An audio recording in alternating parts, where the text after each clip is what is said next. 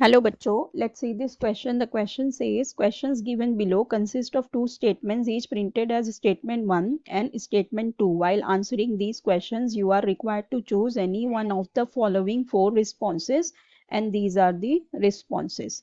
Statement 1 says HF forms two series of salts but HCl does not, and statement 2 says F atom is more electronegative than chlorine atom. सो यहाँ पे हमारे पास दो statements दी गई है, हमें इन statements के according बताना है कि कौन सा इसमें से रिस्पॉन्स करेक्ट होगा. ठीक है, so first let us see the first statement. It says that HF forms two series of salts but HCl does not.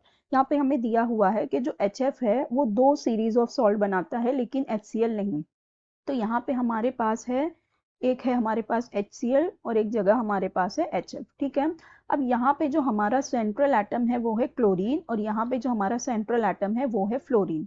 सो अगर हम क्लोरीन और फ्लोरीन को देखें, अगर हम साइज की बात करें तो जो क्लोरीन होता है, क्लोरीन इसका साइज बड़ा होता है फ्लोरीन से. ठीक है, एक ये चीज हो गई, क्योंकि हमें पता है हमारे पास होता है fluorine, chlorine, bromine and iodine, इस तरह सीरीज में होता है. ठीक है, तो as we go down the group size increase होता है.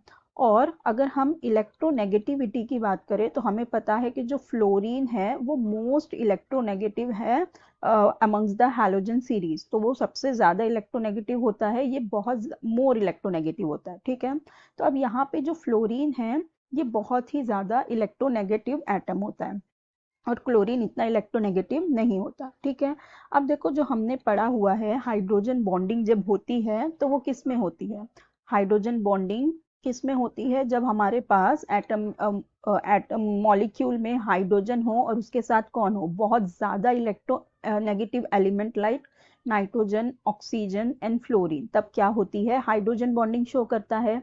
तो अब देखो हमारे पास यहाँ पे फ्लोरीन है और यहाँ पे हाइड्रोजन है, तो मतलब इसके केस में क्या हो जाएगी? हाइड्रोजन बॉन्डिंग हो जाएगी. राइट, यहाँ पे हमें हाइड्रोजन बॉन्डिंग देखने को मिलेगी. हमारे पास एक HF मॉलिक्यूल रहेगा, फिर यहाँ से दूसरा HF मॉलिक्यूल इस तरह से हाइड्रोजन बॉन्डिंग बना लेगा. It beings partial positive negative और यहाँ पे नेगेटिव और पॉजिटिव. तो जो पॉजिटिव वाले हैं नेगेटिव के साथ हाइड्रोजन बॉन्डिंग बना लेंगे, तो यहाँ पे हमें हाइड्रोजन बॉन्डिंग देखने को मिल रही है. ठीक है, लेकिन अगर हम HCl की बात करें तो यहाँ पे हमें हाइड्रोजन बॉन्डिंग नहीं देखने को मिलेगी. There will be no hydrogen bonding. Why?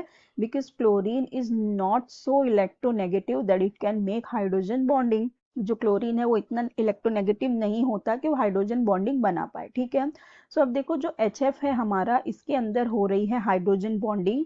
तो होता क्या है HF के केस में? Hydrogen, due to hydrogen bonding, इसको हम इस तरह लिख सकते हैं, ड्यू टू हाइड्रोजन बॉन्डिंग. यहाँ पे क्या होगा? ये डाइमर फॉर्म में होगा. अगर हम देखें तो इसका क्या होगा? डाइमर फॉर्म होगा हाइड्रोजन बॉन्डिंग की वजह से. तो कैसा होगा इसका डाइमर फॉर्म? ये होगा H2F2 के फॉर्म में. ठीक है, ये H2F2 के फॉर्म में होगा. अब ये यहाँ पे H2F2 के फॉर्म में है, तो वो क्या करेगा? अगर एक बार क्या कर सकता है, एक H प्लस को अगर रिलीज करे तो ये क्या बना लेगा? एक बार ये इस तरह से बना सकता है H माइनस NF2 बना सकता है अगर एक H को रिलीज कर दे तो. और फिर वापस से अगर ये इसको रिलीज करे, एक और H को रिलीज करे, तो यहाँ पे क्या बनाएगा? F2 बना लेगा. F माइनस बना सकता है अगर वहां से फिर फ्लोरीन को भी रिलीज करे तो.